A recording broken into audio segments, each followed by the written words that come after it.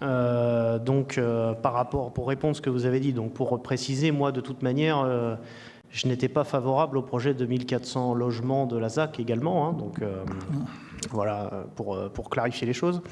Et je ne suis, contrairement peut-être à ce qui a pu être interprété, je ne suis pas fondamentalement contre ce que vous avez présenté. Je trouve que c'est pas trop mal. Par contre, je m'interroge lourdement sur la faisabilité de la chose et la soutenabilité financière, mais vous êtes en train d'assumer qu'effectivement, même si c'est plus ou moins un gouffre financier pour la commune, bah, vous allez y plonger dedans.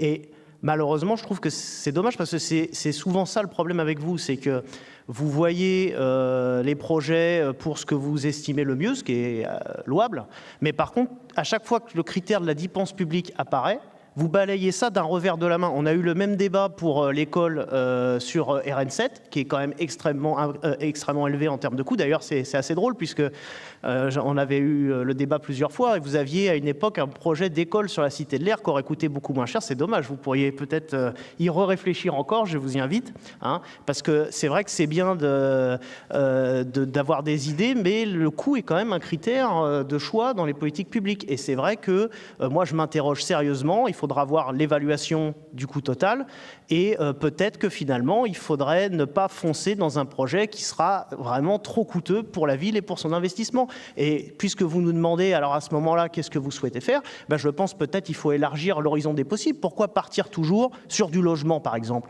On pourrait envisager d'autres choses, je ne sais pas, réfléchir. On a besoin quand même aussi d'activités sur la commune, peut-être lancer d'autres pistes de réflexion qui permettront, c'est vrai, parce que c'est un critère, de voir l'équilibre général financier du projet et peut-être que les gros investissements qui doivent être faits publics puissent être pris en partie à charge par les aménageurs. Parce que là, effectivement, de ce qu'il en ressort, j'ai quand même l'impression que toute la dépense finalement va être du côté de la ville et ça risque d'être extrêmement ruineux. Même si, sur le papier, ce que vous proposez est plutôt sympathique en termes de vision d'aménagement, de quartier pavillonnaire.